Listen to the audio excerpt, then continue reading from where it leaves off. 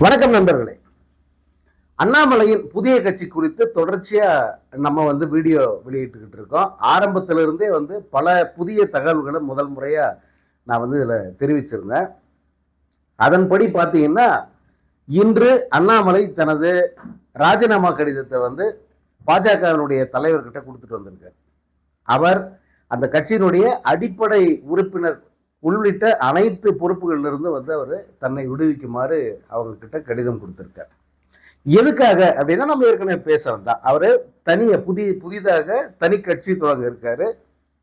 கட்சி பேர் கூட அவர் முடிவு பண்ணிட்டாரு. அந்த கட்சிக்கு பேரு MSK, அதாவது மக்கள் சேவை கட்சி அல்லது மக்கள் சேவை கழகம். இதான் கட்சியினுடைய பேர். இந்த பேர் எங்கேயே கேள்விப்பட்ட மாதிரி இருக்குல்ல? வேற ஒன்றும் இல்லை, ரஜினி தொடங்கவிருந்ததாக சொல்லப்பட்ட கட்சி. ரஜினி கடந்த, அதாவது 2020 டிசம்பர் மாசத்துல இந்த பெயர் பெரிதாக அடிபட்டது.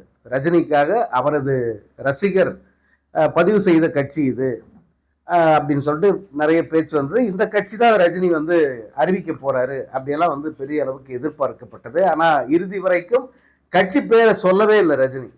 கட்சி பேரெல்லாம் முடிவு பண்ணியாச்சு, பதிவு பண்ண தயாரா இருக்கு அப்படின்லாம் சொன்னாங்க. ஆனா இறுதி வரைக்கும் இந்த பேர் அவரு சொல்லவே இல்லை. இப்போ இந்த பெயர் மீண்டும் அடிப்படுகிறது.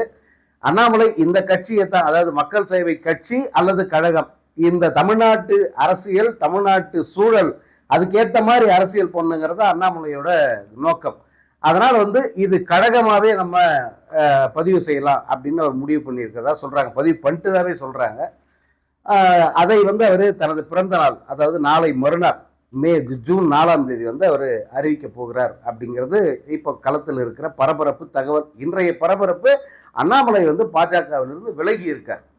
இப்போ அண்ணாமலை இந்த ரிசைனேஷன் கொடுக்காம இருந்தாருன்னா அவருக்கு பிஜேபியில் வேற ஏதோ பொறுப்பு தருவாங்க, மத்திய அமைச்சரவையில் பதவி தருவாங்க, அப்படியெல்லாம் சொல்லலாம். இனி அதற்கு வாய்ப்பு இல்லை. இனி ரிசைன் பண்ணிட்ட பிறகு அவருக்கு இருக்கிற ஒரே வாய்ப்பு, இந்த தமிழ்நாட்டு அரசியலில் இப்போ இருக்கிற இந்த சூழலில் இன்னொரு கட்சி நிச்சயமாக தேவைப்படுகிறது. வந்தால் கண்டிப்பாக அவர்களுக்கு ஒரு வாய்ப்பு இருக்குன்னு நம்புறாங்க. அதனால அண்ணாமலை இந்த முடிவை எடுத்ததா சொல்றாங்க. இதற்கு முன்பு அண்ணாமலை என்னென்ன முன்னேற்பாடுகளை செஞ்சாருங்கிறத நம்ம 2 வீடியோ பதிவுகள்ல விரிவா நம்ம சொல்லியிருக்கோம். எதனால அவர் எந்த தைரியத்துல இந்த தனி கட்சியை அவர் ஆரம்பிக்கிறார் அப்படின்னா, இப்போ தமிழ்நாட்டில் நடக்கிற அலங்கோலமான ஆட்சி, இந்த அலங்கோலமான ஆட்சி குறித்து மக்கள் மத்தியில் ஏற்பட்டிருக்கிற ஒரு மிகப்பெரிய ஒரு அதிருப்தி, இதை எளிதாக நம்ம அறுவடை பண்ண முடியும் அப்படின்னு அண்ணாமலை நம்புறாரு. ஒரு வகையில விஜய் இன்னைக்கு இவ்வளவு தொகுதிகள்ல ஜெயிச்சதுக்கு முக்கியமான காரணம் அண்ணாமலையும் கூட. ஏன்னா அண்ணாமலை தான் இந்த திமுகவுக்கு எதிரான பல்வேறு அந்த உணர்ச்சி பூர்வமான போராட்டங்களை முன்னெடுத்தார். அவர் மீது பல்வேறு விமர்சனங்கள் இருக்கு, குற்றச்சாட்டுகள் இருக்கு, ஊழல் குற்றச்சாட்டு கூட இருக்கு.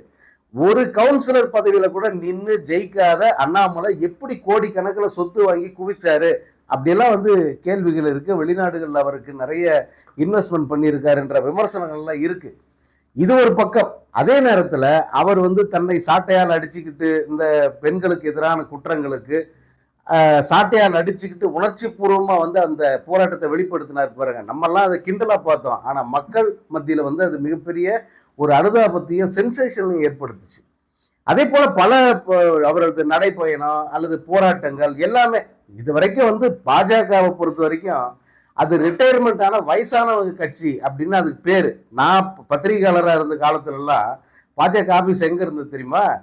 நம்ம இந்த தீநகர்ல இப்போ அந்த AGS திரையரங்கம் இருக்க அந்த ரோடு, அந்த விஜயராகவா ரோடு, அந்த ரோட்ல ஒரு ஒரு பழைய ஆபீஸ். அது இந்த ஃப்ரண்ட்ல 4 தூண் வச்ச மாதிரி ஒரு பழைய ஆபீஸ். அதுல ஒரு 4 வயசானவங்க இருப்பாங்க. போய் இப்போ நாங்க செய்திக்காக போவோம், அங்க அந்த 4 வயசானவங்க தான் உட்காந்துருப்பாங்க. அவங்கள பார்த்துட்டு நாங்கள் வருவோம். அது போகிறதுக்கே விருப்பமில்லாத ஒரு கட்சி ஆஃபீஸ்னா அது பாஜக அலுவலகமாக தான் இருக்கும். அப்படி இருந்த அந்த நிலையை எப்படி மாற்றினாருன்னா, 11% வாக்கு வங்கி உள்ள ஒரு கட்சியாக அண்ணாமலை மாற்றினாரு. எப்படி அது அப்படி மாறுச்சுன்னா, அண்ணாமலையினுடைய துடிப்பான செயல்பாடு, அந்த செயல்பாட்டில் கடுமையான விமர்சனம் இருக்கு. ஆனால் அந்த செயல்பாடு நிஜமா இருந்தது, பிசிக்கலா இருந்தது. சும்மா ஓசில மங்களம் பட்டு முதலமைச்சர் சேர்ல இருந்து உட்காந்துருல அவரு. அதனால அந்த உழைப்பு கடைசியில் யாருக்கு பலனா போச்சுன்னா விஜய்க்கு பலனா போயிடுச்சு. இந்த ஆளுங்கட்சியை எதிர்த்து மிக மிக ஆவேசமான போராட்டங்களை செஞ்சது அண்ணாமலை தான். ஈவன் எடப்பாடி கூட வந்து அதில் ஃபெயில் ஆனாரு. விஜயெல்லாம் ஒண்ணுமே கிடையாது. 2.5 வருஷமா வந்து அவரு அரசியல் செஞ்சும் போது அண்ணாமலை இதுலயே இல்லை, தலைமை பதவியிலே இல்லை. அதனால இது மிக மிக முக்கியமான ஒரு முடிவா பார்க்கப்படுகிறது. தமிழ்நாட்டு மக்களுக்கு அண்ணாமலை மேல ஒரு மிகப்பெரிய ஒரு மரியாதை இருக்கு. குறிப்பா இளைஞர்களுக்கு அவர் மேல ஒரு பெரிய அபிப்பிராயம் இருக்கு. அது அமித்ஷா வந்த கூட்டத்துல அவருக்கு எழுந்த அந்த கரகோஷம், மக்கள் மத்தியில் கிடைச்ச வரவேற்பு, அதை பார்த்து அவரே மிரண்டு போய் பார்த்தது, அதெல்லாம் வந்து நீங்க பார்த்துருப்பீங்க. ஸோ அப்படிப்பட்ட ஒரு நமக்கு இப்படி சாதகமான சூழல்லாம் இருக்கும்போது நம்ம பாஜகவில் இருந்துக்கிட்டு அந்த கட்சியும் வளராம நம்மையும் வளர்க்காம வயசு வேற போயிட்டே இருக்கு. அதனால வந்து நம்ம இப்ப இந்த முடிவை எடுக்கலாம் அப்படின்னு சொல்லிட்டு அவரு தனி கட்சி ஆரம்பிக்கணும் அப்படின்னு முடிவு பண்ணியிருக்காரு. வயசு ஏறிட்டே போகுதுன்னு சொன்னா அவர் இன்னும் இளைஞராக தான் இருக்கார். ஒரு ஐபிஎஸ் அதிகாரி, இன்னும் துடிப்போட செயல்படக்கூடியவர். ஒரு 50 வயசுக்குள்ளேயே வந்து நம்ம இந்த வேகத்தோடே இருக்கும்போதே வந்து பதவிக்கு அதிகாரத்துக்கு வந்தா தன்னால் எப்படிப்பட்ட நிர்வாகத்தை தர முடியும் அப்படிங்கிறதெல்லாம் வந்து அண்ணாமலை பேசும்போது அது அதிக பாதிப்பு, அதிக அளவுக்கு மக்கள் மத்தியில் ரீச் ஆகும். ஒண்ணுமே தெரியாத தற்குறிகள் சிஎம் ஆகிறதுன்றது ஒரு பெரிய ஒரு இந்த இதுல காத்துல புழுதி புயல்ல கீழே இருக்கிற குப்பைகள் எல்லாம் மேல போய் கோபுரத்துல ஒட்டிக்கல, அந்த மாதிரி இல்லாம ஒரு களமாடிய ஒரு கடுமையான ஒரு உழைப்பாளி, அரசியல் களத்துல மிகப்பெரிய போராட்டங்களை எல்லாம் முன்னெடுத்து ஒரு கள போராளியா அண்ணாமலையை வந்து பார்க்க முடியுது. அப்படி செயல்படக்கூடிய ஒருவர் மக்கள் மத்தியில் போயிட்டு இப்ப இன்னும் நாளாக இந்த ஆட்சி, இந்த அரசு இன்னும் மோசமான நிலைக்கு தான் தள்ளப்படும். இந்த சட்டம் ஒழுங்குன்றதெல்லாம் வந்து இனி நினைச்சு பார்க்க முடியாத அளவுக்கு மோசமாக போகுது. நண்பர்களே, நாம தொடர்ச்சியா 4 நாட்கள் பார்க்கிறோம். 4 நாட்கள் குற்றங்களுடைய எண்ணிக்கை எப்படி இருக்குன்றத நீங்க பாத்தீங்க. இன்னைக்கு இப்ப நான் பேசுறேன்ல, இந்த நிமிடத்தில் என்ன நடந்திருக்கு? 2 சிறுமிகளுக்கு பாலியல் தொந்தரவு கொடுத்திருக்காங்க. அவர்களை 2 அந்த பாலியல் தொந்தரவு தந்த 2 பேரை வந்து கைது பண்ணிடுறோம். 2 சிறுமிகளுக்கு. ஒரு வடசென்னையில ஒரு கொலை ஒன்று நடந்திருக்கு. இன்னைக்கு சம்பவம். அது நேத்து நடந்தது, நேத்து பதிவு பண்ணியிருந்தோம். ஸோ இப்படி சட்டம் ஒழுங்குன்றது தாறுமாறா சீர்கெட்டு போயிருக்கிற இந்த நேரத்துல ஒரு ஐபிஎஸ் அதிகாரி நான் சிறப்பான ஆட்சி என்னால தர முடியும், நான் வந்து இதெல்லாம் இப்படி செய்வேன் அப்படின்னு சொல்லும் போது அது கூடுதல் நம்பிக்கை மக்கள் மத்தியில் ஏற்படுத்துறதுக்கு வாய்ப்பு இருக்கு. அண்ணாமலைக்கு பாசிட்டிவா இருக்கிற விஷயங்களை நான் சொல்றேன், நெகட்டிவா நிறைய விஷயங்கள் இருக்கு, அதையும் நிச்சயமா நம்ம சொல்லுவோம். இப்போ இன்னைக்கு பாத்தீங்கன்னா தமிழ்நாடு முழுக்க அண்ணாமலைக்கு ஆதரவாக போஸ்டர்களை ஒட்டியிருக்காங்க. அந்த போஸ்டர்களை பாத்தீங்கன்னாலே தெரியும் அண்ணாமலையுடைய கட்சி என்ன மாதிரி இருக்கும், யாரை குறிவைத்து இருக்கும் அப்படிங்கிறத உங்களால புரிஞ்சுக்க முடியும். அவர் ரஜினியினுடைய அரசியலை நிச்சயமா முன்னெடுப்பார் அப்படிங்கிறத என்னால சொல்ல முடியும். ரஜினிகாந்த் என்ன மாதிரி அரசியலை முன்னெடுக்கணும் அப்படின்னு நினைச்சாரோ அந்த அரசியலை அண்ணாமலை கையில் எடுப்பார். கூடவே ரஜினி முன்னெடுக்காத 2 விஷயங்களும் அவர் கையில எடுப்பார். ரஜினி சொன்னது கட்சி தலைமைக்கு ஒருத்தர், ஆட்சிக்கு ஒருத்தர்ன்னு சொன்னார்ல, அதை வந்து அவர் கையில் எடுக்க மாட்டார். ஏன்னா அப்படின்னு அங்க எடுப்படாது. அடுத்தது, நான் யாரையுமே திட்ட மாட்டேன், எல்லாருக்கிட்டையும் அன்பா தான் நடந்துப்போம், எல்லோரும் எனக்கு நண்பர்கள் சொன்னாரு ரஜினி. அதையும் அண்ணாமலை செய்ய முடியாது. அப்படி செஞ்சா வந்து இங்க எடுப்படாது. அதனால அந்த 2ஐ தவிர மீது எல்லாமே வந்து ரஜினியுடைய அரசியலாகத்தான் இருக்கும் அப்படிங்கிறத பார்க்க முடியுது. இப்பவே வந்து போஸ்டர்கள் என்னன்னா, அருணாச்சலம் படத்துல வரும் பாருங்க, சிங்கம் ஒன்று புறப்பட்டது அப்படின்ட்டு அந்த பாடல் வரிகளை வச்சு ரஜினி அண்ணாமலை தொழில் கை போட்டு இருக்கிற அந்த போஸ்டர்களை தான் வந்து தமிழ்நாடு முழுக்க ஒட்டியிருக்காங்க. குறிப்பாக மதுரை பகுதிகளில், கரூர் பகுதிகளெல்லாம் இந்த போஸ்டர்கள் மிக அதிகமாக காணப்படுகிறது.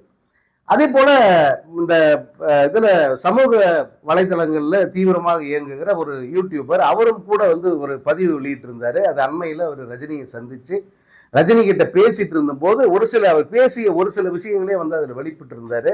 அதையெல்லாம் பார்க்கும்போது ரஜினி வந்து இன்னொரு அரசியல் சக்தி, அரசியல் கட்சி களத்துல வருவதை அவர் விரும்புகிறார் அப்படிங்கிறத நம்மளால புரிஞ்சுக்க முடியுது. யாரையும் அவர் வெறுக்கல, விஜய் வேணான்னு அவர் நினைக்கல, அல்லது விஜய் சிஎம் பதவிக்கு வரக்கூடாது அப்படின்னு நினைக்கல, அல்லது எப்போ இந்த ஆட்சியை கலைப்பாங்க அப்படியெல்லாம் அவர் நினைக்கவே இல்லை. இன்ஃபேக்ட் வந்து ரஜினிக்கு அதிலெல்லாம் அக்கறையே இல்லை அப்படிங்கிறது நமக்கு தெரியவாகுது. ஏற்கனவே வந்து அவர் அப்படிப்பட்ட மனிதர் தான். இதுல அண்ணாமலை விஷயத்துல எப்படின்னா, நம்ம நினைச்ச அரசியல் நம்மால செய்ய முடியாம போயிடுச்சு என்ற ஒரு ஏக்கம் அல்லது ஒரு வருத்தம் ரஜினிக்கு நிச்சயமா இருக்கும். அது அண்ணாமலை மூலமாக நிறைவேறினால் அவர் மகிழ்ச்சி அடைவார். அதற்கு அவர் மறைமுகமாக ஏன் நேரடியாகவே கூட வந்து ஆசீர்வாதம் தருவதற்கு அவர் தயாரா இருக்காருங்கிறத இப்ப புரிஞ்சுக்க முடியுது. அதே நேரத்தில் வந்து ரஜினி தன்னுடைய நிலைப்பாட்டை ஒருபோதும் மாத்திக்க மாட்டார். எல்லாருக்கும் நான் நண்பன்பா, நான் அப்படியே இருந்துக்கிறேன் அப்படின்றதுதான் வந்து அவருடைய நிலைப்பாடா இருக்கும்.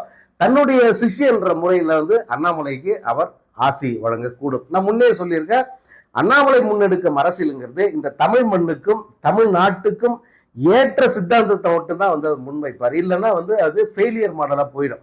அது அவருக்கு நல்லா தெரியும். ரஜினியும் கூட அந்த ஆலோசனையை அவர் கொடுத்திருப்பார். நிச்சயமாக இடதுசாரி சித்தாந்தங்கிறத வந்து அவர் கையில் எடுப்பார். அவர் தீவிர வலதுசாரி இயக்கத்துல இருந்தவர், அந்த இயக்கத்துக்கு தலைவராக இருந்தவர், பல கண்மூடித்தனமான விஷயங்களுக்கு முட்டு கொடுத்தவர் தான் அண்ணாமலை. இதற்கு முந்தைய அவர் தலைவராக பதவி வகித்த காலகட்டங்களில். அதே நேரத்துல ரேஷனல் திங்ஸ், அதாவது பகுத்தறிவு சார்ந்த சில விஷயங்களை வந்து அண்ணாமலை மறுக்கல. அவர் வந்து அதற்கும் அதையும் கூட அவர் வெளிப்படையா பேசியிருக்கார். இப்ப பெரியாரை பற்றி பேசும்போது, பெரியார் என்பவர் இல்லைன்னா ஒடுக்கப்பட்ட சமுதாய மக்கள்லாம் வந்து இந்த மாதிரி பெரிய பதவிகள்லாம் வர்றது நினைச்சு கூட பார்க்க முடியாத இருந்திருக்கும் அப்படின்னு அண்ணாமலை சொல்லியிருக்காரு. அப்போ இவரு அதை வந்து தீவிரமா எதிர்க்க மாட்டார். பெரியாரிஸ்ட் அப்படின்னா பெரியார் சார்ந்த கருத்துக்களை வந்து அவர் தீவிரமா எதிர்க்க மாட்டாரு. அதே நேரம் தீவிரமா ஆதரிக்கவும் மாட்டாரு.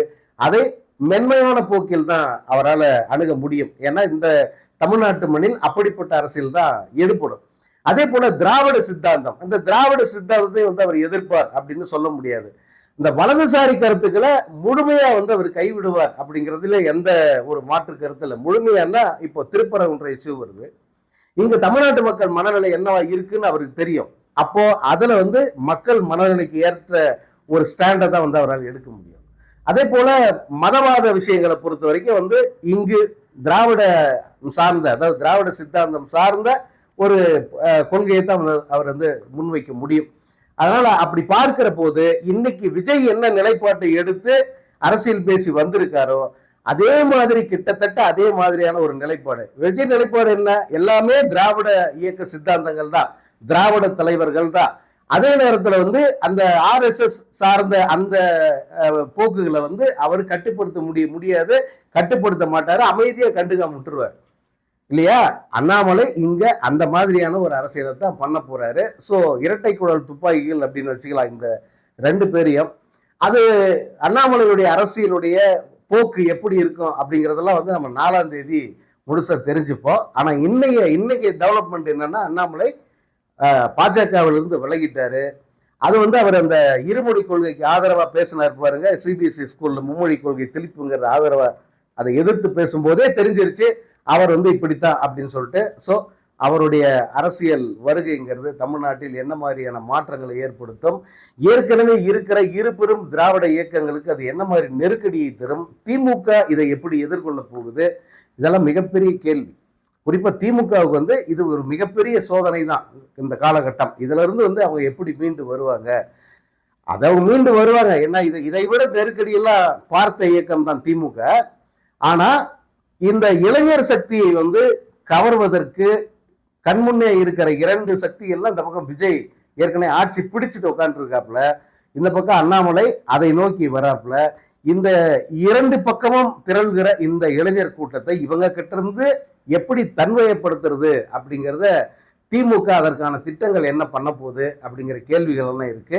இனி வரும் நாட்கள் அரசியல் அரங்கம் வந்து ரொம்ப பரபரப்பா இருக்கும், ரொம்ப சுவாரஸ்யமா இருக்கும், தற்குறித்தனமா இருக்காது. ஆனா நிச்சயமா அதை ஒண்ணு மட்டும் நான் என்னால் சொல்ல முடியும். ஏன் அண்ணாமலை அரசியல் பத்தி நம்ம இவ்வளவு தூரத்துக்கு பேசணும் அப்படின்னு சொன்னா, நிச்சயமாக அண்ணாமலை வந்து ஒரு தற்குறி அல்ல. அண்ணாமலையுடைய அரசியலும் வந்து அது போல ஒரு தரங்கட்ட அரசியலா இருக்காதுன்ற நம்பிக்கை எனக்கு இருக்கு. அவர் வலதுசாரி சித்தாந்தத்தில் வளர்ந்திருந்தாலும் அல்லது அந்த இயக்கத்துக்கு தலைமையேற்றிருந்தாலும் நம்ம கடுமையா அவரை விமர்சனம் பண்ணியிருக்கோம்.